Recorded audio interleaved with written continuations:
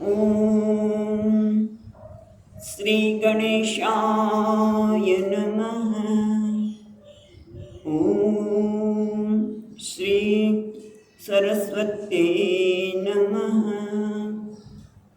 ॐ श्री सद्गुरुभ्यो नमः। ॐ भागवत भगवान की जय। नमस्ते परमहंस स्वादित चरणकमलचिन्मकरन्दाय भक्तजनमानसनिवासाय श्रीरामचन्द्राय वागीसायस्य वदने लक्ष्मी यस्य च वक्षसि यस्यास्ते हृदये संवित् तं नृसिंहमहं भजे। सच्चिदानन्दरूपाय विश्वोत्पत्त्यादिहेतवे तापत्रयविनाशाय श्रीकृष्णाय वयं नमः। नारायणं नमस्कृत्यं नरं चैव नरोत्तमं देवीं सरस्वतीं व्यासं ततो जयमुदीरयेत्। कृष्णाय वासुदेवाय हरये परमात्मने प्रणतः क्लेशनाशाय गोविन्दाय नमो नमः। यं प्रवचन्तमनुप्रेत्य वेदकृत्यं द्वैपायनो विहरभक्तराजुहाव पुत्रेति तन्मयतया तरवोऽपिनेन्दुः तं सर्वभूतहृदयं मुनिमानतोऽस्मि। जन्माद्यस्य यतोऽन्वयादितरत चार्तेष्वभिघ्नस्वराट् तेने ब्रह्महृदाय आदिकवये यन्ति सूरयः तेजो वारिमृदां यथा विनिमयो यत्र त्रिसर्गो मृषा धाम्ना स्वेन सदा निरस्तकुहकं सत्यं परं धीमहि। नमो भगवते तुभ्यं वासुदेवाय धीमहि प्रद्युम्नाय निरुद्धाय नमः संकर्षणाय च।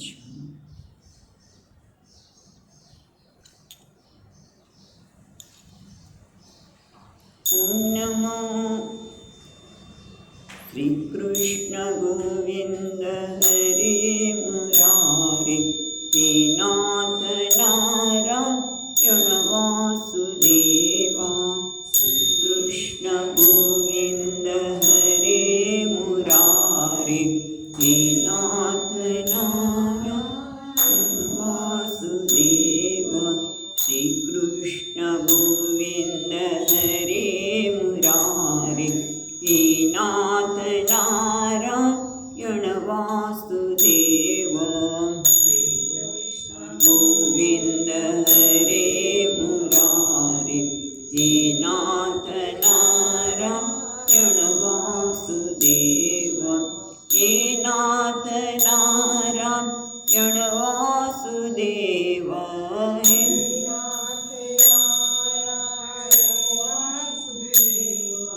हे नाथ नारायण वासुदेवा।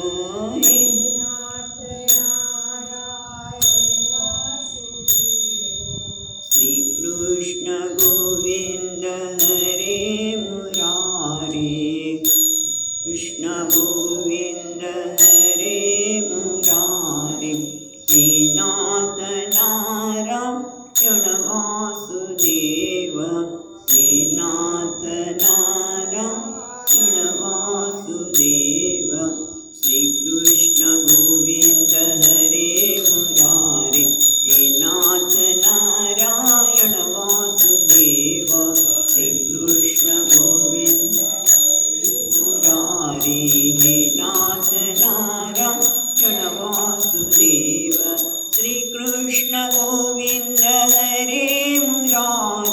हे नाथ नारायण वासुदेव हरे मुरारे हे नाथ नारायण वासुदेव हे नाथ नारायण वासुदेव हे नाथ नारायण वासुदेव हे नाथ नारायण वासुदेव हे नाथ नारायण वासुदेव श्री कृष्ण गोविंद हरे मुरारे हे नाथ नारायण वासुदेव श्री कृष्ण गोविंद हरे मुरारे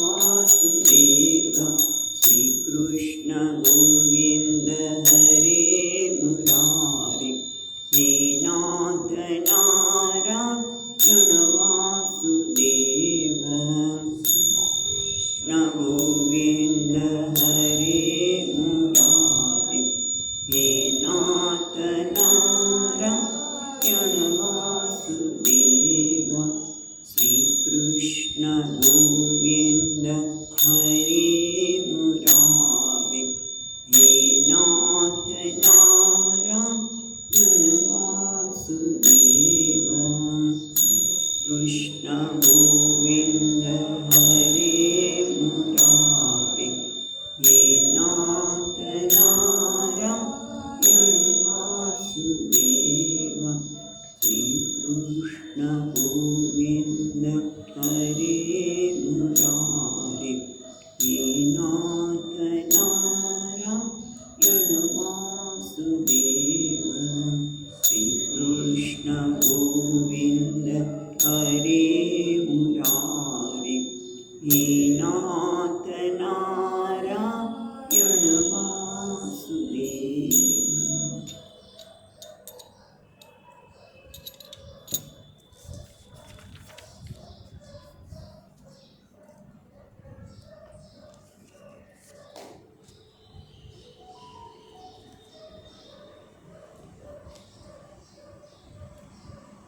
આપણે જોયું એ પ્રમાણે ત્રીજા અધ્યાયના ત્રીજા સ્કંદના 24મા અધ્યાયમાં આપણે જોયું એ પ્રમાણે કપિલ ભગવાનનો જન્મ થયો છે ત્યારે બ્રહ્માજી અને બધા ઋષિઓ પણ આવ્યા છે, નારદજી અને સનત કુમાર પણ આવ્યા છે. બ્રહ્માજી કદર્મ ઋષિને કહે છે કે ખરેખર હું ખુશ છું બેટા કે મેં તને જે આજ્ઞા આપી હતી એનું તે પૂરેપૂરું પાલન કર્યું છે. અને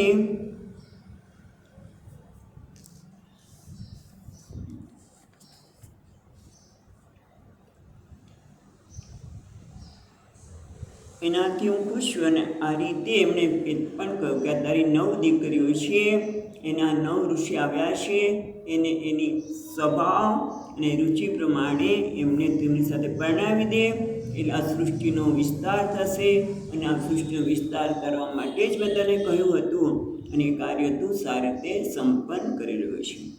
એટલે એમને અને સાથે એ પણ કહ્યું કે તારા ઘરે સાક્ષાત નારાયણ જ આ કપિલ રૂપે અવતાર લીધેલો છે. આમ કહીને એ પોતે સનતકુમાર અને નારદજી સાથે પોતાના સત્યલોકમાં ગયા છે વિમાન દ્વારા, હંસેન યાનેન. અને આ બાજુ કદર્મ ઋષિએ પોતાની 9 પુત્રીને આપણે જોયું વિસ્તારથી ગઈકાલે કે મરીચીને કલા આપી, અત્રિ ઋષિને અનસૂયા આપી. આ રીતે 9 ઋષિને એમના સ્વભાવ અને શીલ પ્રમાણે અને રુચિ એમને અનુકૂળ એમને પોતાની પુત્રી આપી, પત્નીઓને પ્રાપ્ત કરી. અને ઋષિઓ પણ ખૂબ ખુશ થયા છે. સાથે પોતાનાથી જે કર્યાવર અપાય કર્યાવર અને મીઠા મધુર વચનો ગયા. અને આથી બધા ઋષિઓ ખૂબ ખુશ થયા છે.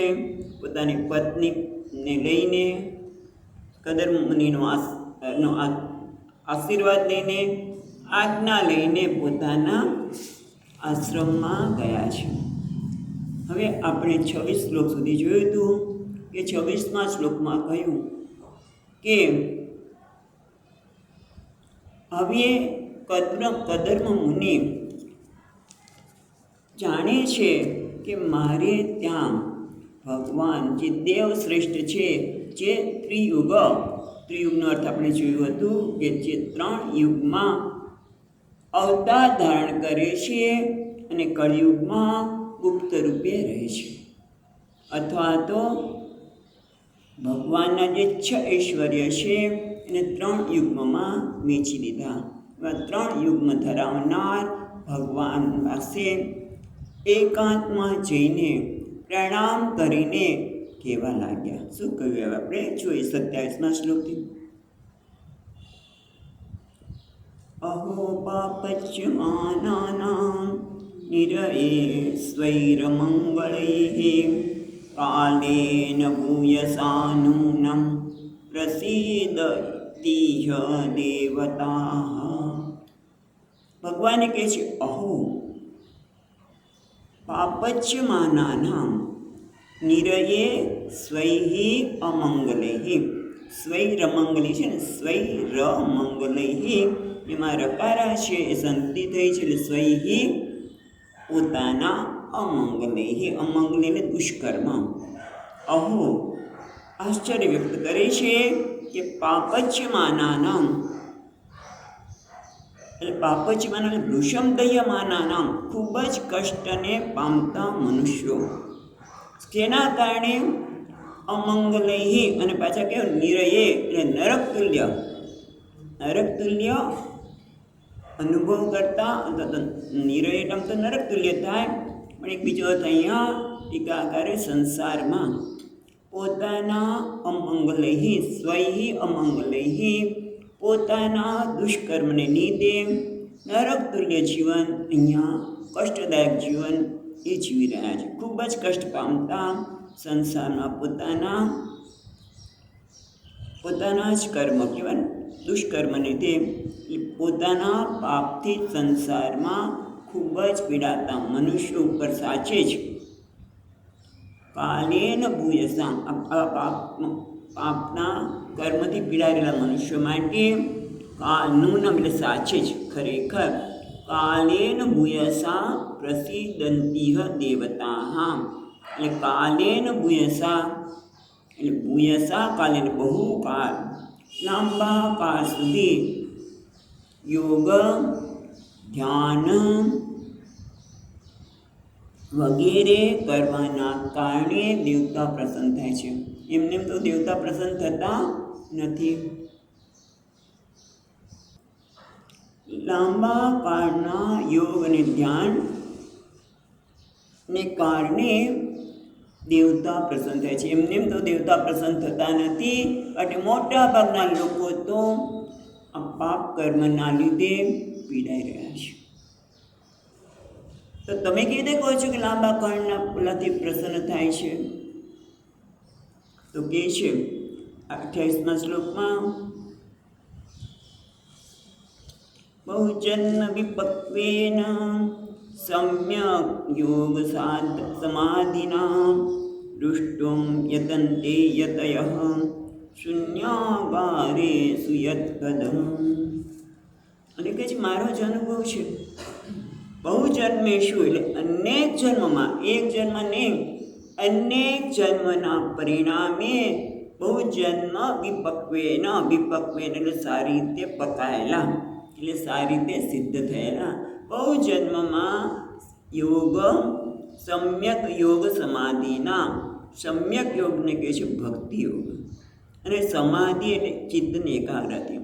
ચિત્તની એકાગ્રતા અને ભક્તિયોગના પરિણામે બહુ અનેક જન્મમાં આ પ્રકારે ભક્તિનો આશ્રય લઈને એકાગ્ર ચિત્તે ભગવાનનું જે ભજન કરે છે, ભગવાનને ધ્યાન કરે છે, ભગવાનનું ભજન કરે છે, ધ્યાન કરે છે, તેવા દ્રષ્ટુમ યતન્તે યતયઃ એટલે સર્વત્ર વિરક્તા. યતિ એટલે જે બધા તરફથી વિરક્ત છે એટલે કે સંન્યાસી. યતયઃ યતન્તે પ્રયત્ન કરે છે. ક્યારે? શૂન્યાગારેષુ. શૂન્યાગારેષુ છે ને, શૂન્ય આગાર. આગાર એટલે એકાંત, આગાર એટલે સ્થાન. એકાંત સ્થાનમાં બીજો અર્થ કરે છે કામના વાસ્ય શૂન્ય અંતઃકરણમાં. એકાંત સ્થાન તો બરોબર છે, પણ સાથે વાસના ને બધું સંસ્કાર પડ્યા હોય તો કે અર્થ નથી. એટલે કામના એટલે કામ વાસના શૂન્ય. એ શૂન્ય આગારે શૂન્ય અર્થ કર્યો. શૂન્ય એટલે એકાંત પ્રદેશમાં. બીજો અર્થ કામ વાસના શૂન્ય અંતઃકરણમાં. યતિ જે સંન્યાસી છે એ પ્રયત્ન કરે છે. કેવી રીતે? ભક્તિયોગ દ્વારા અને એકાગ્ર ચિત્તથી. ત્યારે આ યત્યો દ્રષ્ટુમ યતંતે, ત્યારે આપના દર્શન થાય છે. યત પદમ દ્રષ્ટુમ યતે. એટલે યસ્ય પદમ એટલે તમારું જે પ્રયત્ન પદ છે, તમારું જે દર્શન છે એ લોકોને શક્ય બને છે.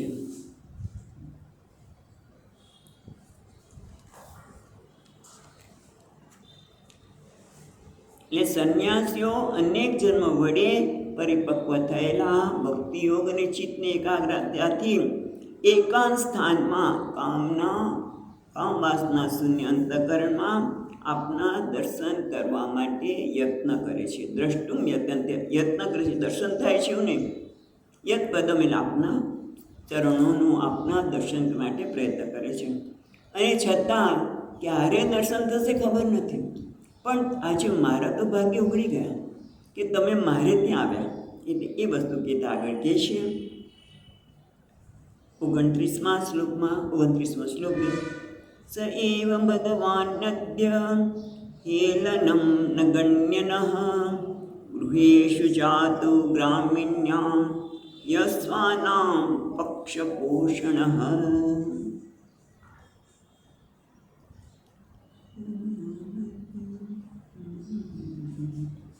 એટલે કે સહ એટલે ભગવાન.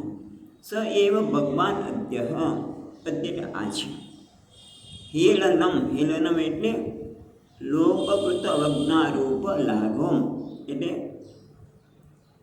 આળસ વગેરે અભ્રતમ. તો હેલનમ એટલે અવગણના. અમે તમારી ઘણી અવગણના કરી છે, પણ છતાં એને ન ગણ્ય, એને મનમાં ન લાવીને. ક્યારેક પ્રમાદના લીધે, આળસના લીધે તમારું ભજન પણ નહીં કર્યું હોય, છતાં ન ગણ્ય એટલે મનમાં ન લાવીને, એ જે આપણા માટે ઉચિત છે. કારણ કે તમે અમારી આવી હેલના અવગણનાને ન ગણ્યું, એ તમારા માટે ઉચિત છે. કેમ?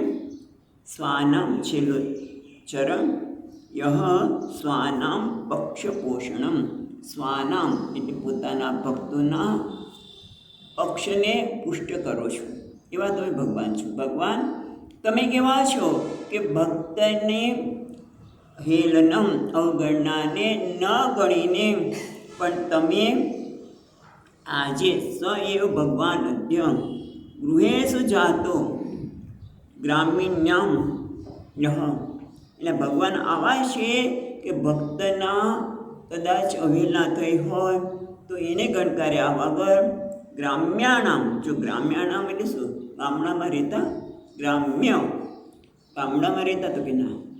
ગ્રામ્યાનામ એટલે અવિવેકીનામ. અમે તો અવિવેકી છીએ. પ્રભુ અવિવેકી હોવા છતાં આજે ગૃહે જાત અમારા ઘરે આપ પ્રગટ થયા છો. તે જ ભગવાન જે અમારા દ્વારા અવગણનાને મનમાં ન લાવતા, ગ્રામ્યાણામ અવિવેકીનામ અથવા તો સંસારીના ઘરમાં આજે પ્રગટ થયા છો. કારણ કે સ્વનામ પક્ષપોષણમ, આપ આપના ભક્તોના પક્ષને પુષ્ટ કરનારાઓ છો. એટલે આવું તો કર્યું. ભગવાન અવતર્યા છે એ વાત એ શ્લોકમાં કહે છે.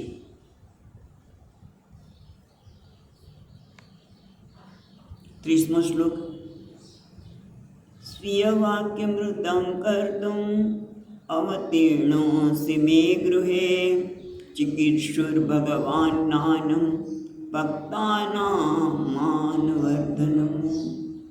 એટલે કે સ્વીય વાક્ય વાક્ય છે ને, વાક્ય મૃતમ નથી, વાક્યમ મૃતમ, રૂ નીકળશે. વાક્યમ મકારા નીકળશે, પછી મૃ છે એમાંથી રૂ નીકળશે. સ્વીય વાક્ય ઋતમ કર્તુમ અવતીર્ણોસી મે ગૃહે. મે ગૃહે, મારા ઘરે અવતીર્ણોસી, તમે અવતાર ધારણ કરો છે, પ્રગટ થયા છો. શેના માટે? સ્વીય વાક્યમ ઋતમ કૃતમ, વાક્ય ઋતમ કર્તુમ, ઋતમ એટલે સત્ય, ઋતમ વદેશ્યામી એ સત્ય, બરાબર ને? તમારા વાક્યને, તમારો સ્વીકાર, તમારો જ વાક્યને સત્ય કરવા માટે તમે મારા ઘરે પધાર્યા છો. કેવી રીતે કહો છો? આગળ કીધું તું ભગવાને કે હું તારા ઘરે મારા જ અંશરૂપે હું પ્રગટ થઈશ અને તમારી પત્નીને ત્યારે શું કીધું, હું અવતીર્ણ થઈશ અને આ સાંખ્ય શાસ્ત્રનો પ્રચાર પણ કરીશ, એમને પણ જ્ઞાન આપીશ, પણ સાથે સાંખ્ય શાસ્ત્રનો પ્રચાર પણ કરીશ. આમ તો હવે એના માટે માતા બની ગયા છે. એટલે હવે કહે છે સ્વીકીય વાક્યમ મૃતમ કર્તુમ અવતીર્ણોસી મે ગૃહે. શેના માટે અવતાર લીધો છે? પોતાના વાક્યને કહ્યું હતું કે ભાઈ તારા ઘરે આવીશ, પણ એની પાછળનું પ્રયોજન શું છે? જે યદા યદા હિ ધર્મસ્ય, એવું તો અહીંયા છે ને, યદા ય ધર્મસ્ય ગ્લાનિર્ભવતિ ભારત, બરાબર? ત્યારે ભગવાન અવતાર લે છે. પણ અહીંયા એવું કંઈ થયું નથી. તો શેના માટે આપણે અવતાર લીધો? તો કે છે ચિકિત્સુ ભગવાન જ્ઞાનમ ભક્તાનામ માનવર્ધન. બે કારણ બતાવે છે. એક તો ચિકિત્સુ ભગવાન જ્ઞાનમ, ભગવાન આપે જ્ઞાન, જ્ઞાનના સાધનો જે સાંખ્ય શાસ્ત્ર છે એના માટે ચિકિત્સુ, એની રચના કરવા માટે, એનું જ્ઞાન આપવા માટે, અને ભક્તાનામ માનવર્ધનમ, અને એના કારણે ભક્તોનું માન વધે કે ભગવાન અમને ત્યાં અવતાર ધારણ કરો. એટલે ભક્તાનામ માનવર્ધનમ અને જ્ઞાનમ ચિકિત્સુ, ભગવાન એ જ્ઞાનનું વિસ્તાર કરવા માટે કયું જ્ઞાન? સાંખ્ય શાસ્ત્રનું જ્ઞાનની રચના કરવા માટે. પણ કયું સાંખ્ય શાસ્ત્ર? સ ઈશ્વર સાંખ્ય. કેમ કીધું? તો કાલે કીધું ને કે એમણે કૈટભ વર્ધનમ, કૈટભ નામના રાક્ષસનો નાશ કર્યો. ત્યારે ભગવાન જ આ સાંખ્ય શાસ્ત્રનો ઉપદેશ આપે છે. હવે આગળ કહે છે તાન્યૈવ તે અભિરૂપાણી રૂપાણી ભગવંસ્તવ યાની યાની ચ રુચ્યન્તે સ્વજનાનામ રૂપિણઃ. તાની, તાન્ય છે ને, તાન્ય એવ તે અભિરૂપાણી, એ તાની યકારમાંથી એ નીકળશે. તાની એવ, તમને ને થોડી સંધિ તો ખબર પડી ગઈ, રની ને યકારાની ને, બરાબર? તાની એવ તે અભિરૂપાણી. અભિરૂપાણી એટલે યોગ્ય છે. અભિરૂપાણી એ પ્રકારનું છે, યોગ્ય છે. કઈ? રૂપાણી ભગવન, ભગવન સ્તમ, હે ભગવન તવ, તવ રૂપાણી, તમારા જે રૂપ છે, કયા રૂપ છે? તો કે ચતુર્ભુજ. યાની, યાની તવ એટલે અલૌકિકાની ચતુર્ભુજ રૂપાણી, તાની એવ અભિરૂપાણી યોગ્યાની. એટલે કહે છે કે તમારું જે, તમે સામાન્ય તમારું રૂપ ચતુર્ભુજ, શંખ ચક્ર ગદા પદ્મધા, શંખ ચક્ર ગદા અને પદ્મધારી, એ જે તમારું રૂપ છે ચતુર્ભુજ રૂપ છે. એટલે કે તાની એવ, તાની એવ તવ રૂપાણી. જો પેલી ટીમાં જો તાની એવ તવ રૂપાણી તે અભિરૂપાણી, એટલે તમારું તે રૂપ જે ચતુર્ભુજ છે એ યોગ્ય છે.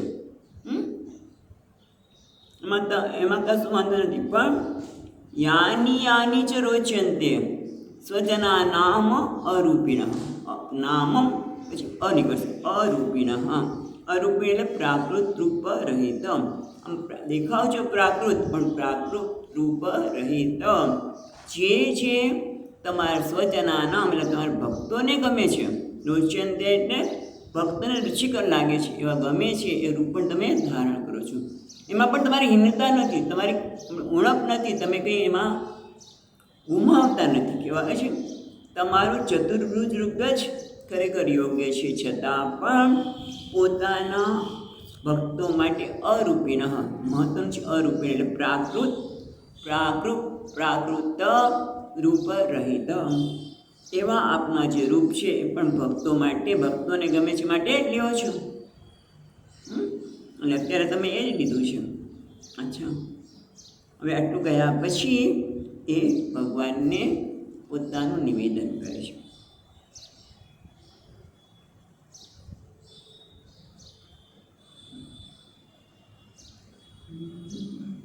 કંસૂરભિસ્તત વિભુત્સયાદ્ધા સદાભિવાતાર્ણપાદપીઠમ ઐશ્વર્યવૈરાગ્યશોવબોધ વીર્યશ્રિયાં પૂર્તમહં પ્રપદ્યે. અહમ પ્રપદ્યે, પહેલાં તો છેલ્લી લીટીમાં અહમ પ્રપદ્યે, હું આપને શરણાગત છું. આપ કેવા છો? ત્વામ સુરભિઃ તત્વ વિભુત્સયા અદ્ધા. પેલું એટલું લઈએ. ત્વામ એટલે તમને, સુરભિઃ એટલે જે વિવેકી છે. કહેવાય છે વિવેકી ભીમ, જે વિવેકી છે, જેણે જીવનમાં વિવેક જાગૃત થયો છે કે મારે પરમાત્માને જાણવા છે, મારે તત્વને જાણવું છે. એટલે એને કહેવાય છે સુરભિઃ, એટલે વિવેકી દ્વારા તત્વ વિભુત્સયા. તત્વ વિભુત્સયા, વિભુત્સયા એટલે જાણવું. ભોક્તમ ઈચ્છા, ભોગવવાની ઈચ્છા હોય એને ભોક્તું કહેવાય છે. જમવું. બુભુત્સયા એટલે જાણવાની ઈચ્છા. બોધુમ ઈચ્છા. બુભુત્સયા તત્વમ બોધુમસ્યા, તત્વાનામ એટલે તત્વાનામ, તત્વને જાણવાની ઈચ્છા. પણ તત્વ એટલે શું? કે પુરુષ પ્રકૃતિ વિવેક. પુરુષ પ્રકૃતિ દામ યાથાત્મ. પુરુષ કોને કહેવાય, પ્રકૃતિ કોને કહેવાય, આત્મા કોને કહેવાય, અનાત્મા કોને કહેવાય. અહીંયા પ્રધાન શબ્દ પણ પ્રકૃતિ માટે વાપરવામાં આવે છે. એટલે એનું યાથાત્મ, એનું યોગ્ય રૂપ જાણવાની ઈચ્છાથી અદ્ધા. અદ્ધા એટલે સાક્ષાત, એટલે સ્પષ્ટ રીતે પુરુષ અને તત્વને જાણવાની ઈચ્છા. તત્વ એટલે પુરુષ અને પ્રકૃતિનો વિવેક, આત્મા અને આત્માનો વિવેક, એને સ્પષ્ટ રીતે, બધા એટલે સાક્ષાત અથવા સ્પષ્ટ રીતે જાણવાની ઈચ્છાથી. શું? કોણ? સુરભિઃ, જે વિવેકી છે એને જાણવા ઈચ્છાથી સદા અભિવાદ અરણામ પાદપીઠમ. અભિવાદ એટલે પ્રણામ યોગ્ય. સદા હંમેશા, નિરંતર તમે કહેવાય છો પ્રણામ યોગ્ય છે એટલે વંદનીય. પ્રણામ યોગ્ય છે એટલે વંદનીય છો. પાદપીઠમ, પાદપીઠમ એટલે ચરણપીઠમ. તત્વને જાણવાની ઈચ્છાથી વિવેકી જનકો કે વિદ્વત જનકો, વિવેકી જન, વિદ્વત જન માટે તમે સદા નિરંતર હંમેશા તેમનારા ચરણને માટે વંદનીય છો. એટલે તમારા ચરણોને હંમેશા પૂજા કરે છે. એવું થયું ને? જે વિવેકી છે એ આ તત્વના યથાર્થ સ્વરૂપને જાણવા માટે, સ્પષ્ટ રીતે જાણવા માટે તમે જે વંદનીય તમારા ચરણારવિંદ છે એને એ વંદન કરે છે. એટલું જ નહીં, ઐશ્વર્ય વૈરાગ્ય યશો અવબોધ તથા ઐશ્વર્ય, વૈરાગ્ય, યશ અને અવબોધ એટલે જ્ઞાન. ભગવાનના છ પ્રકારના ભગ એટલે ભગવાન. ભગવાન કોણ છે? 6 પ્રકારના જે ભગને એટલે ઐશ્વર્યને ધરાવે છે. કયા? ઐશ્વર્ય, પછી વૈરાગ્ય, યશ, જ્ઞાન, અને પછી બીજા બે કયા છે? વીર્ય અને શ્રિય. કેવા? એ બધા છે તો કેવા? પણ પૂર્ણતમ, એ પૂર્ણ માત્રામાં છે. એટલે સ્વામીજી મહારાજ ઘણી વાર સમજાવે કે બધામાં બધું પડ્યું છે. ઐશ્વર્ય પણ છે, પણ આપણું ઐશ્વર્ય પૂર્ણ માત્રામાં નથી. જીવનો ઐશ્વર્ય છે કેટલા છે? મારી પાસે પહેલાં તો 1000 રૂપિયા માંડ હતા, હવે આટલા બધા છે, પણ કેટલા? પૂર્ણ માત્રામાં નથી. આપણે બીજાને કોઈને આપી શકીએ જોઈએ એટલા. કરોડો હોય તો કે એ હવે તો કરોડ, મને ઘણી વખત પેપરમાં વાંચીએ આટલા કરોડ, એટલે લાખની વાત નથી દીધી, સીધી કરોડોની વાત થાય. તો એ પૂર્ણ માત્રામાં ઐશ્વર્ય ન કહેવાય. અથવા તો બીજી વાત, ઐશ્વર્ય માટે સમજી બીજું પણ કેમ, કેટલું ઐશ્વર્ય ચાલે? કદાચ પત્ની ઉપર ચાલે તો, બાળક નાના ટેણિયા ઉપર ન ચાલે. જ્યારે સ્વામીજી આવે અને કે બેટા આ શ્લોક બોલો તો ન જ બોલે. આપણું ઈશ્વરી ક્યાંય શક્તિ ક્યાંય ન ચાલે. ઘણી બધી વાર એવું થાય તો બોલને શ્લોક ન જ બોલે. આવડે છે તમે બોલો પણ એ અંદરથી બોલે જ નહીં. ઐશ્વર્ય એવી રીતે વૈરાગ્ય. કેવો વૈરાગ્ય? કેળાની છાલ ફેંકી દે. કેમ આજે કેળાની છાલનું શાક નથી કરવું?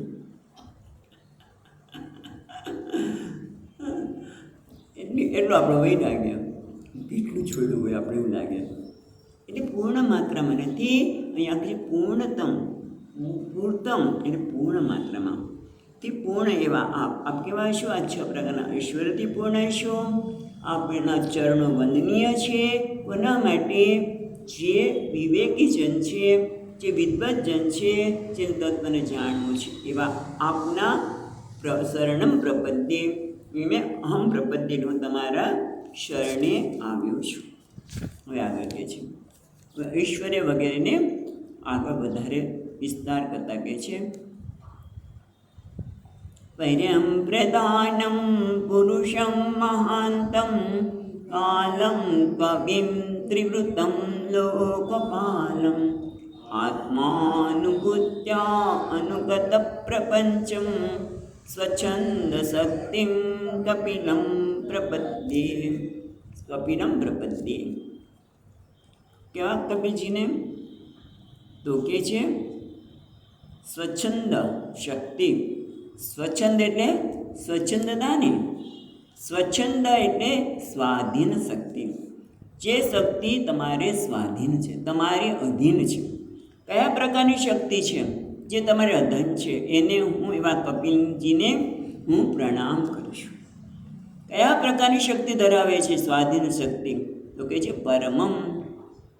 પરમમ એટલે પરમ એટલે પરમેશ્વર, અથવા તો બીજો અર્થ ટીકાકાર કહે છે પ્રપંચાતીત. પરમ એટલે જે પ્રપંચથી અતીત છે, જે પ્રપંચના 5 બધે સંસારથી પ્રપંચથી અતીત છે, અસ્પૃષ્ટ છે. એ પરમ. પરમ પ્રધાન એટલે પ્રધાન એટલે પ્રકૃતિ રૂપ. પરમેશ્વર કહો, પરમને પરમેશ્વર કહો. પછી પરમેશ્વર એટલા માટે નથી કહેતા કે પુરુષ એટલે પરમાત્મા. પ્રધાન એટલે પ્રકૃતિ રૂપ, અને પુરુષનો અર્થ અહીંયા પરમાત્માને બદલે કહે છે પ્રકૃતિનું જે અધિષ્ઠાન છે. પ્રકૃતિનું પણ પ્રધાનનું પણ જે અધિષ્ઠાન રૂપ પુરુષ. મહાનતમ એટલે મહત્તત્વ યાદ આવે છે. આ બધું જ આપણે સૃષ્ટિ પ્રક્રિયા વખતે જોયું હતું. મહત્તત્વ પછી મહત્તત્વ પછી શું છે? કાલ.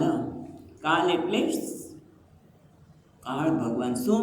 જે પ્રધાનને પ્રકૃતિને ક્ષોભિત કરે છે.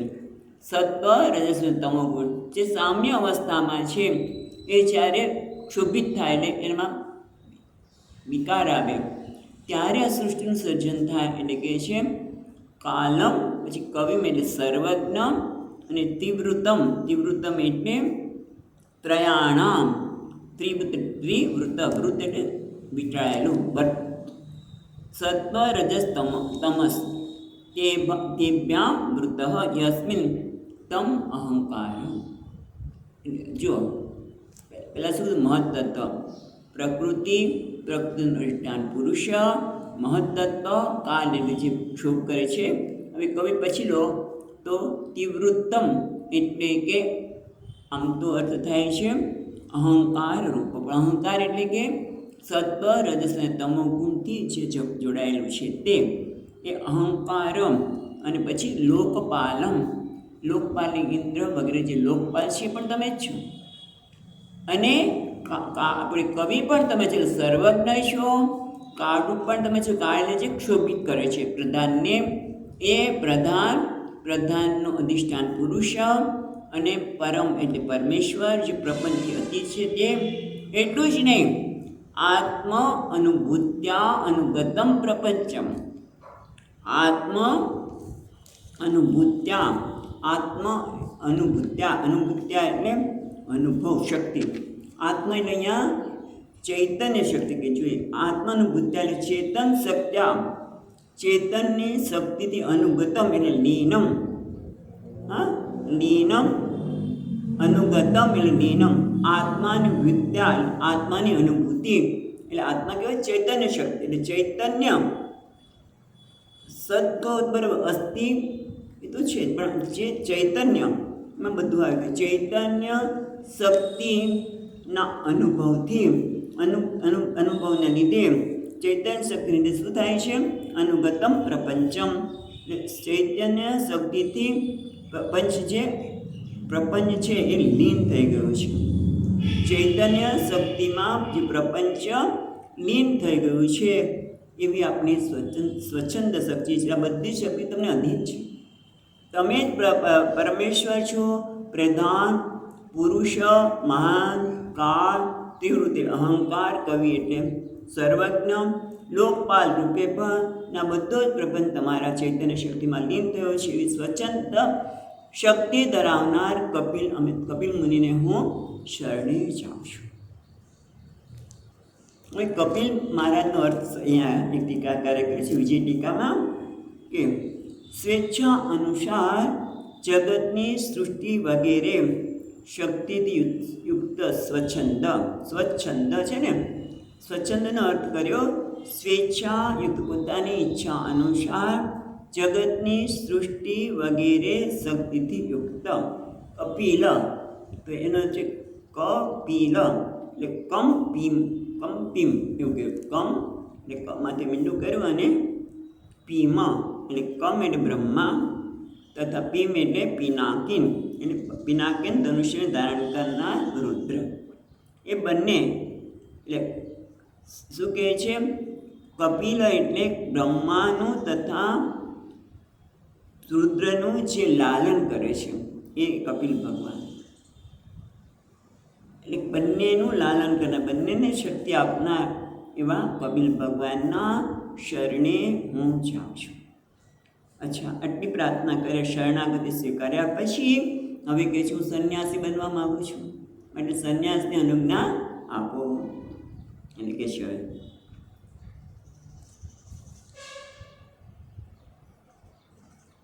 આસ્માભિપૃચ્છેદ્ય પતિમ પ્રજાનાં ત્વયાવતીર્ણાર્ણવ ઉત્તાત કામઃ પરિવ્રજત્ય પદવીમાસ્થિતોऽહં ચરિષ્યે ત્વાં હૃદિ યુञ्जान વિશોકઃ.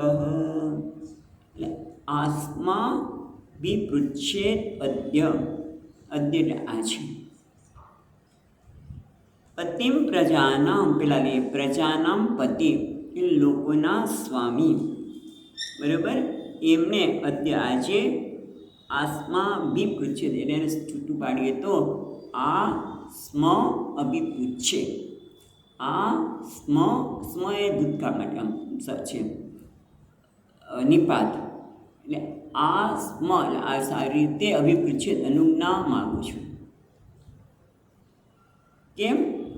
એટલે કે આસ્માભી પૃચ્છેદ પતિમ પ્રજાનામ, પ્રજાના પતિ એવા કપિલ મુનિને કહે છે હું આપની અનુજ્ઞા માગું છું. કેમ? તો કે ત્વયા અવતીર્ણાણ ઉત આપ્ત કામહમ, એ તમારો આવિર્ભાવ થવાથી પુત્ર રૂપે આવિર્ભાવ થવાના લીધે હું કેવો થયો છું? બધા ઋણમાંથી મુક્ત થઈ ગયો. કારણ કે આપણે કહ્યું કે મનુષ્ય જન્મે ત્યારે 3 પ્રકારના ઋણ લઈને જન્મે છે: દેવ ઋણ, પિતૃ ઋણ અને ઋષિ ઋણ. એ બધા ઋણ પુત્રના રૂપે પૂરા થઈ ગયા. ઉત્ત વળી આપ્ત કામ, હવે હું મારામાં કોઈ કામના રહી નથી. આપ્ત કામશ્ચ અહમ, હવે મને કોઈ કામના નથી, કારણ કે મારે જે ઋણ હતા ઋણ ચૂકવાઈ ગયા. આપે અવતાર ધારણ કર્યો એના કારણે મારા ઋણ તો બધા ચૂકવાઈ ગયા. એટલે પરિવ્રજત્ય પદવીમ છે ને, એટલે પદવીમ આસ્થિતો અહમ, એટલે પદવીમ એટલે માર્ગ, પરિવ્રજંતામ એટલે પરિતઃ વ્રજંત, બધી બાજુ ફરવું, કોઈ એક સ્થાને ન રહેવું, એનું નામ પરિવ્રજંત એટલે સંન્યાસી. સંન્યાસીને એક સ્થાન નથી હોતું. હવે આપણે આશ્રમને બધું કર્યું, પણ પેલા પરિવ્રજંતમ એટલે સંન્યાસી, પણ છતાંય બીજે બધે સત્સંગ માટે જતા હોય છે. પરિવ્રજંતામ પદવી માર્ગને આશ્રય કરીને પદવીમ આસ્થિત આશ્રય કરો. અહમ ચરિષ્યે અહમ ચરિષ્યે તમ હૃદિ યુંજાન વિશોકઃ. હું તમને હૃદયમાં રાખીને ત્વામ હૃદિ યુંજન. યુંજન એટલે ધ્યાન કરતો, તમારું ધ્યાન કરતો હું વિશોકઃ, કોઈ પ્રકારના શોકથી રહિત. વિશોકઃ અતએવ વિશોક અતએવ વિશોક સન. હું સંન્યાસ ધારણ કરીને તમને મારા હૃદયમાં ધારણ કરશે. પછી શોકને તો કંઈ કારણ જ નથી. એટલે વિશોકમ ચરિષ્યે, શોક રહિત થઈને હું બધે વિચરણ કરીશ. એટલે આમ કે છે કે પુત્રરૂપી આપના દ્વારા ત્રણેય પ્રકારના ઋણમાંથી મુક્ત થઈને અને પાછો આપ્તકામ.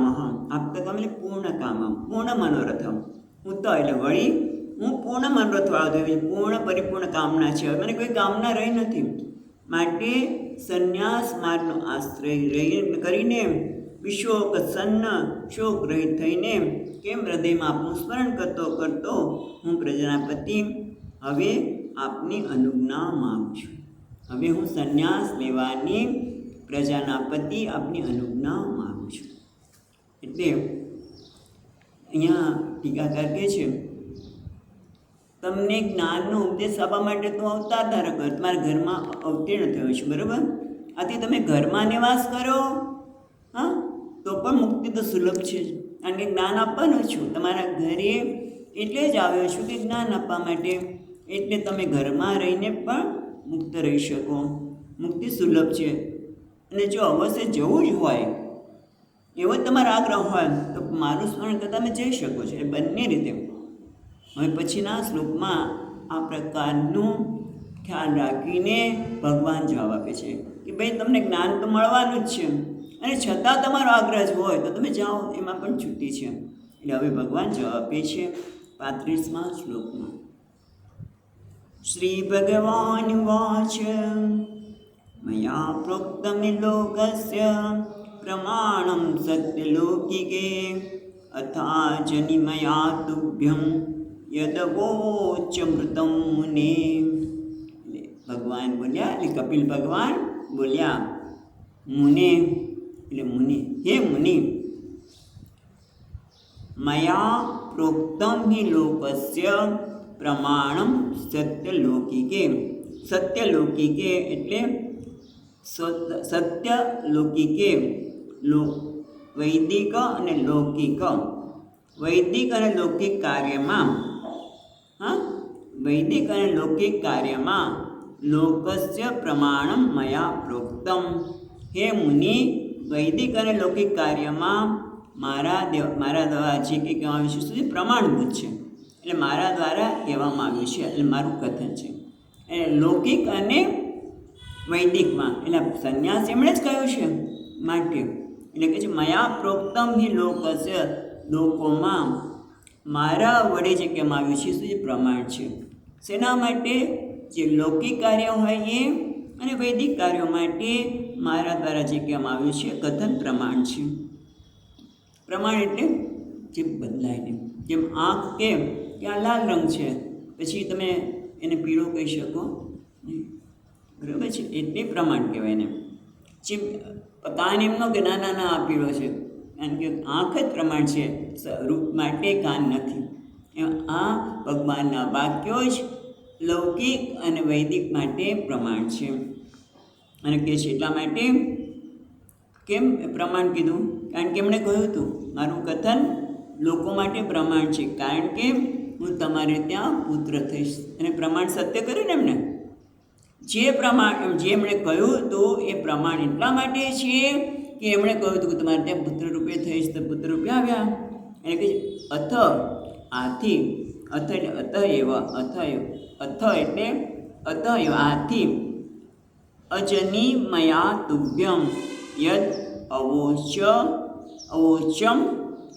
મૃતમ છે ને, યદ અ નીકળશે, અવોચ રૂ છે ને એમાંથી અવોચમ નીકળશે અને રૂ નીકળશે, ઋતમ. એટલે અથ આથી અજની એટલે જન્મ સ્વીકાર્યો, અજની મયા તુભ્યમ તમારે ત્યાં મારા વડે જન્મ સ્વીકાર કરાયો. યદ અવોચ મેં જે કહ્યું હતું એ સત્ય કરવા માટે વૃત્તમ એટલે મેં તમને જે કહ્યું હતું એ સત્ય કરવા માટે મેં તમારે ત્યાં જન્મનો સ્વીકાર કર્યો છે. એટલે મારું વાક્ય પ્રમાણ છે. એના માટે બીજી લીટીમાં કહ્યું કે આથી જ મેં મયા તુભ્યમ અજની યત અવોચ, તમને જે કહેવામાં આવ્યું હતું એને સત્ય કરવા માટે મેં તમારે ત્યાં જન્મનો સ્વીકાર કર્યો છે. હવે આગળ કહે છે અમારો જન્મ શેના માટે છે? તો કે છે એતન્મે જન્મ લોકેસ્મિન મુમુક્ષૂણામ દુરાશયા પ્રસંખ્યાય તત્વાનામ સમત્મતાયાત્મદર્શને. તો કહે છે એતન્મે જન્મ લોકેસ્મિન, આ લોકમાં મારો જન્મ શેના માટે છે? તો મુમુક્ષૂણામ દુરાશયાત. દુરાશયાત એટલે દુષ્ટ આશય અંતઃકરણ, એટલે કે અંતઃકરણ એટલે લિંગ દેહ, અંતઃકરણમાં બધું આવી ગયું. કયું આપણે યાદ આવે છે? 15મા અધ્યાયમાં આવે છે કે મનસ્સષ્ટાનિ ઇન્દ્રિયાણિ પ્રકૃતિ સ્થાને કર્ષતિ શરીરમ યદવાપ્નોતિ. કારણ કે સ્થૂળ શરીર તો અહીંયા પડ્યું રહે છે, બરાબર છે. પ્રારબ્ધ પૂરું થતાં સ્થૂળ શરીર તો મૃતપાય થઈ ગયું, પણ જે લિંગ શરીર છે એ સંસ્કાર અને કર્મના જે સંસ્કાર છે એ સંસ્કાર લઈને બીજા દેહમાં જાય છે. એટલે લિંગ શરીર જ્યાં સુધી છે ત્યાં સુધી જન્મ ધારણ કરવાનો છે, પણ લિંગ શરીરથી રહિત થઈ જાય તો એટલા માટે કહે છે કે લિંગ એતન્મે જન્મ લોકેશ્મિન મુમુક્ષુણામ, જેણે મોક્ષ જોઈએ છે શેમાંથી? દુરાશયાત, એટલે કે આ લિંગ દેહમાંથી મુક્ત થવાની ઈચ્છા રાખનારા. કેવી રીતે લિંગ દેહમાંથી મુક્ત થવાય? તો કહે છે સમતાય આત્મદર્શને, આત્મદર્શન રૂપી ઉપાયથી એ લિંગ દેહમાંથી મુક્ત થાય. આત્મદર્શન એટલે શું? પ્રશંખાયનાય તત્વાનામ, એ તત્વની જે ગણના કરવામાં આવે છે એટલે કે સાંખ્યશાસ્ત્ર, તત્વની ગણના એટલે સાંખ્યશાસ્ત્રની જે રચના કરવા માટે મેં આ લોકમાં જન્મ લીધો છે. ખ્યાલ આવે છે? મેં જન્મ લીધો તમારે ત્યાં, પણ શેના માટે? તો કે આ લોકમાં જે લિંગ શરીરમાંથી મુક્ત થવા માગે છે, લિંગ શરીર રહિત બનવા માગે છે, એ કેવી રીતે બનાવે? તો કે આત્મજ્ઞાનથી, આત્માના દર્શનથી, આત્માનું યથાર્થ દર્શનથી. અને એ કેવી રીતે પ્રાપ્ત થાય? કે આ સાંખ્યશાસ્ત્ર દ્વારા. અને આ સાંખ્યશાસ્ત્રની રચના કરવા માટે, જો શબ્દ સમજો, સાંખ્યશાસ્ત્રની રચના કરવા માટે એને ઉપદેશ આપવા માટે મેં આ જન્મ ધારણ કર્યો છે. એટલે મારા જન્મનું કારણ છે જ્ઞાન આપવા માટે અને રચના કરવા માટે. તો પછી પ્રશ્ન થાય કે નનુ અયમ આત્મજ્ઞાન માર્ગમ, શંકા થાય આત્મજ્ઞાનનો માર્ગ છે જે સાંખ્યશાસ્ત્રની વાત છે એ તો પહેલાં પણ સિદ્ધ થયેલો છે, નવો તમે સ્થાપિત કરો છો. ખ્યાલ આવે છે કે સાંખ્યશાસ્ત્રની તમે વાત કરો છો આત્મજ્ઞાન માટે, તો આત્મજ્ઞાનનો માર્ગ તો પહેલેથી સિદ્ધ જ છે, તો તમે નવું સ્થાપિત કરવા માગો છો. નવું છે એટલે કે અત્યારે પહેલાં ન હોય તેમ પ્રવર્તવાન યોગ્ય છે, અને પહેલાં ન હોય નવું શરૂ થોડું કરાય. જે અનાદિ હોય એ સાચું. અને આજે ઘણા બધા લોકો પોતાના સંપ્રદાય બનાવી દે છે, તો એ તો તમે તમારું ઓલું ઊભું કર્યું, પણ આ તો જે અનાદિ હોય એ સાચું. તો તમે નવું શાસ્ત્ર શરૂ કરવા માગો છો, પ્રવર્તન નવું તો બરાબર છે ને. અહીંયા ટીકા કરી પ્રેમ શંકા ઉપજાવે છે કે શંકા કરવામાં આવી કે આ આત્મજ્ઞાનનો માર્ગ તો પૂર્વે સિદ્ધ થયેલો છે, અત્યારે પેલા ન હોય તેમ તમે પ્રવર્તવા માગો છો, એને બનાવવા માગો છો, તો એ તો યોગ્ય નથી. તો કે ના ના, એવું નથી. હું નવો માર્ગ ક્યારેય સ્થાપિત કરતો નથી. શું યાદ આવે છે? ભગવદ્ ગીતા યાદ આવે. ચોથો અધ્યાય ચાલે છે. આપણે શું કીધું હતું? ઇમં વિવસ્વતે યોગમ પ્રોક્તમાનમવ્યયમ વિવસ્વાન મન વિપ્રાહ મનોરીક્ષા બ્રવીત. પછી એવમ પરંપરા પ્રાપ્ત સકાલે નેહ મહતા યોગો નષ્ટ પરંતપ. ભગવાન કહે છે જે જ્ઞાન મેં આપ્યું છે અર્જુન તને અત્યારે આપું જ છું, એ નવું નથી, પણ સકાલે નેહ મતા, લાંબા કાળના લીધે યોગ નષ્ટ પરંતપ. એ પરંતપ આ યોગ છે નષ્ટપ્રાય થઈ ગયો છે. નષ્ટ નથી થયો, નષ્ટપ્રાય થઈ ગયો છે. એક લાંબા કાળ પછી ઐશ્વર્યમાં ને માટવાઈને ભોગ વિલાસમાં રહીને આ જ્ઞાન લુપ્ત થઈ જાય છે લગભગ. એ રીતે અહીંયા પણ છે કે છે 37મા શ્લોકમાં એ જ વાત ભગવાન કપિલ મુનિ કહે છે. એષ આત્મપથો વ્યક્તો નષ્ટકાલેન ભૂયસા તમ પ્રવર્તિતુમ દેહમ ઇદમ વિદ્ધિમ મયા વૃતમ. એટલે કહે છે એષ આત્મપથો અવ્યક્ત. અવ્યક્ત એટલે વ્યક્ત નથી એવું નહીં, પણ સૂક્ષ્મ છે. અહીંયા સૂક્ષ્મ છે. આ જ્ઞાન છે ને બહુ સૂક્ષ્મ છે, એટલે સરળતાથી બધાને થઈ શકે નહીં. એષ આત્મપથો અવ્યક્ત એટલે નષ્ટ કાલેન ભૂયસા. ભૂયસા લાંબા સમયના કારણે એ નષ્ટપ્રાય થયેલો એવો આત્મદર્શનનો માર્ગ કેવો છે? સૂક્ષ્મ છે. તે પ્રવર્તિતુમ દેહમ ઇમમ દેહમ, આ દેહમ એને પ્રવર્ત કરવા માટે, એને આ દેહ મેં ધારણ કર્યો છે. વિદ્ધિ મયા ભૃતમ, ઇમમ દેહમ મયા ભૃતમ, આ દેહ ધારણ કરવામાં આવ્યો છે. શેના માટે? એને પ્રવૃત્ત કરવા માટે. એનો પાછો આપણે મૃતપ્રાય થયો છે એને સજીવન કરવા માટે, પ્રવૃત્ત કરવા માટે મેં આ દેહને ધારણ કર્યો છે. એવું વિદ્ધિ, એવું તમે જાણો. એને નવું નથી કરવાનો, પણ જે નષ્ટપ્રાય જેવું થઈ ગયું છે. ભૂયે ને કાલે નષ્ટ. કારણ કે આત્મજ્ઞાન બહુ સૂક્ષ્મ છે, સરળતાથી સમજાય એવું નથી, અને એટલા માટે એનું પ્રવર્તન કરવા માટે મેં આ દેહ ધારણ કર્યો છે. એવું તમે વિદ્ધિ જાણો. હવે આગળ કહે છે 38મા શ્લોકમાં, એટલે હવે તમારી ઈચ્છા. એને કીધું મને જવાની રજા આપી લગે છે.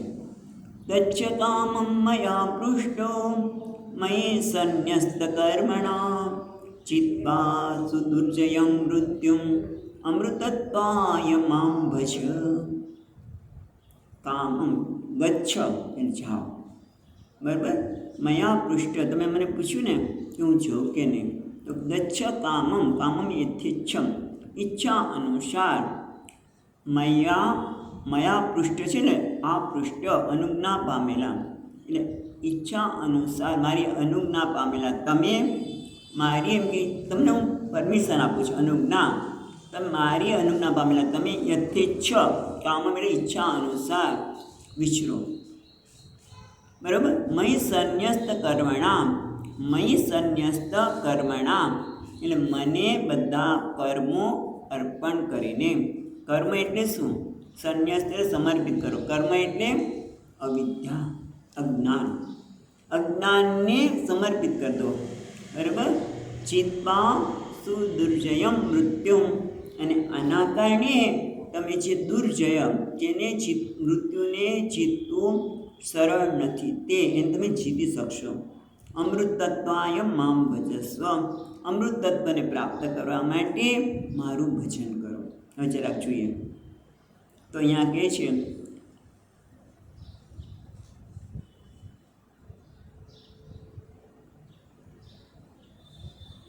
એટલે આ કહે છે કે મને ઈચ્છાનુસાર અનુજ્ઞા પામેલા, અથવા તો જેમ જવા માટે તમે મને પૂછ્યું હતું તેમ અહીં રહેવા માટે પણ મારા દ્વારા તમને અનુજ્ઞા પામ્યા છું. કારણ કે શબ્દ છે ને ધાતુનો અર્થ એ અનેક અર્થ થાય, એટલે યથેચ્છમ એટલે ટૂંકમાં કહે છે કે તમે ઈચ્છા અનુસાર જવા માટે પણ જવું હોય તો તમે જઈ શકો છો, અથવા તો તમે અહીં રહેવા માટે પણ મારા દ્વારા અનુજ્ઞા પામ્યા છો, તમે અહીંયા પણ રહી શકો છો.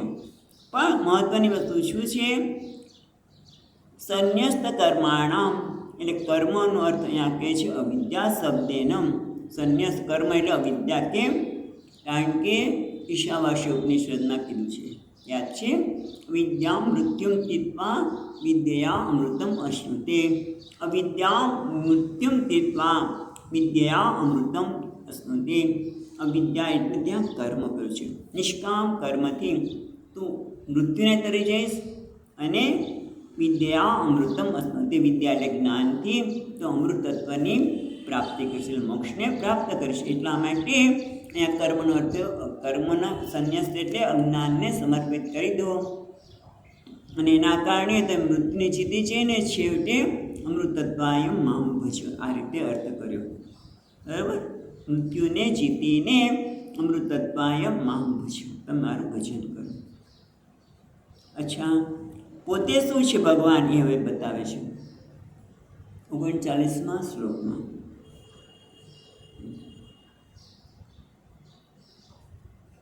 મમાત્માનં સ્વયં જ્યોતિઃ સર્વભૂતગુહાશયં આત્મન્યેવાત્મના વીક્ષ્ય વિશોકભયમૃચ્છસી.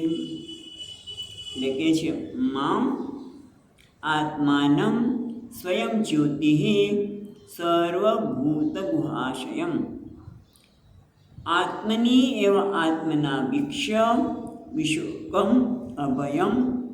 અભયમ છે ને અહીંયા, ને પછી રૂકાર નીકળશે, રુચ્છસી એટલે પ્રાપ્સ્યસી, તમે પ્રાપ્ત કરશો. શું? અને ત્યારબાદ જ્યારે કર્મ સમર્પિત કરી જ્ઞાનને પ્રાપ્ત કરશો ત્યારે એના પરિણામે શું થશે? તો કે છે મમ આત્માનમ, મારો આત્મા શું છે? સ્વયં જ્યોતિઃ, જે સ્વયં પ્રકાશ છે, પણ કેવો છે? સર્વભૂત ગુહાશયમ એટલે સર્વેષાં ભૂતાનામ ગુહાશયમ એટલે ગુહાયામ એટલે અંતઃકરણે શેતે સાક્ષી થયા. એટલે બધા પ્રાણી માત્રના અંતઃકરણમાં હું રહેલો છું. કેવી રીતે? સાક્ષી થયા. સાક્ષી રૂપે રહેલો હું, જે સ્વયં જ્યોતિ છું, સ્વયં પ્રકાશ છું, એવો મારો આત્મા, જે આત્મા છે એટલે હું આવો છું એવો આત્મનીઓ આત્માના વિષય એટલે મને આત્મામાં, તમારા આત્મની એટલે તમારા આત્મામાં પોતાના આત્મા તરીકે નિહાળો. મય એટલે મને આત્મામાં પોતાના આત્મા તરીકે નિહાળો. વિક્ષમ એટલે ટૂંકમાં હું તમારો જ આત્મા છું અને હું કેવો છું? જે બધા પ્રાણી માત્રના અંતઃકરણ રહેલો સાક્ષી, સાથે સાથે કેવો છું? સ્વયં જ્યોતિ સ્વપ્રકાશ એવા આત્માને તમારા આત્મામાં જુઓ. એટલે મને તમારાથી અભિન્ન જુઓ. તું મારાથી અભિન્ન છે અને હું પણ તારાથી અભિન્ન છું, એ રીતે જુઓ. અને એના કારણે શું થશે? વિશોક અભયમ વૃચ્છસી. વિશોક એટલે સર્વ સંતાપ રહિત, બધા જ પ્રકારના સંતાપથી રહિત થઈને અભયમ એટલે ભય, અભયમ એટલે ભયથી રહિત, સંતાપથી રહિત અને ભયથી રહિત તું બની જઈશ. મને જોવાથી મૃત્યુસી એટલે પ્રાપ્તસી એટલે પ્રાણી માત્રના અંતઃકરણમાં રહેલા સ્વયં પ્રકાશ પરમાત્મા સ્વરૂપ એવા મને આત્માથી એટલે આત્મના આત્મની, આત્માથી એટલે તમારા અંતઃકરણ વિવેક બુદ્ધિથી આત્મામાં પોતાનામાં એટલે તમારા સ્વરૂપે મને જોશો ત્યારે તમે વિશોક એટલે શોકમુક્ત થશો અને મોક્ષના પદને પ્રાપ્ત કરશો. આટલું એમણે કહી દીધું. અને સાથે સાથે એક શ્લોક જોઈ લે પછી આપણે એટલી માત્રે આધ્યાત્મિકીમ વિદ્યામ શમને સર્વકર્મણામ વિતરિષ્યે યાસો ભયમ ચાતિ તરિષ્યતિ. એ માત્રે એટલે માતા, માતા દેવહૂતિને પણ હું આજ્ઞાન આપવાનું છું. એટલે કે માત્રે આધ્યાત્મિકી, આધ્યાત્મિક એટલે આત્મ તત્વ પ્રકાશ કરી વિદ્યા, આધ્યાત્મિકી વિદ્યા એટલે આત્મ તત્વને પ્રકાશ કરનારું જ્ઞાન. વિદ્યા એટલે જ્ઞાન. કેવું છે? સમની, સમની સર્વકર્મણામ, સર્વકર્મણામ શમની. સમની એટલે કર્મના મૂળને ઉખાડનારી, સમની એટલે મૂળને ઉખાડનારી. આ જ્ઞાન કેવું છે? કર્મના મૂળને ઉખાડી નાખનાર. એટલે કે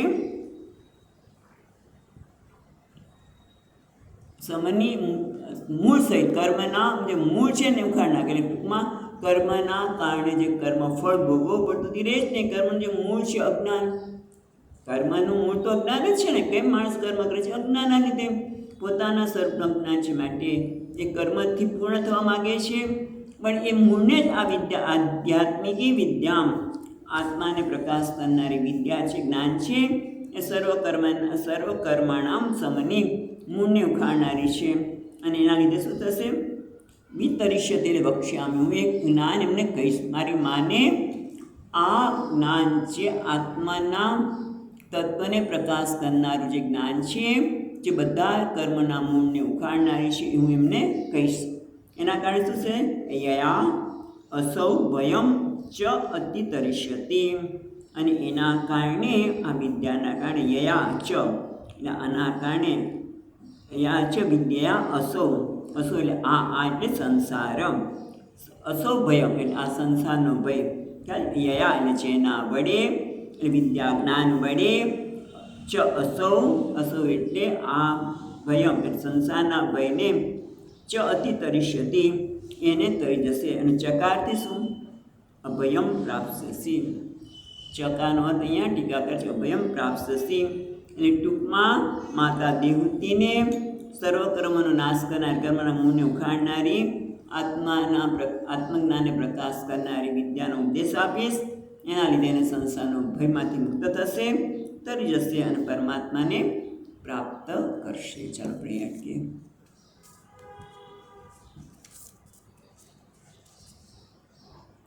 સચ્ચિદાનંદરૂપાય વિશ્વોત્પત્યાદિહેતવે તાપત્રય વિનાશાય શ્રીકૃષ્ણાય વયં નમઃ.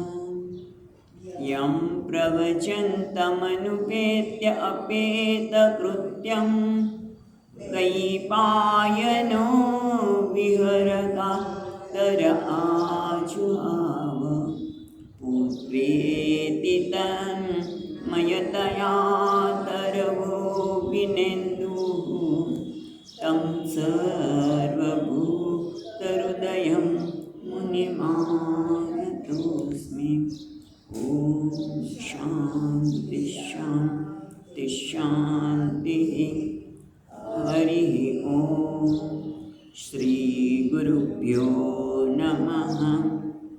હરિ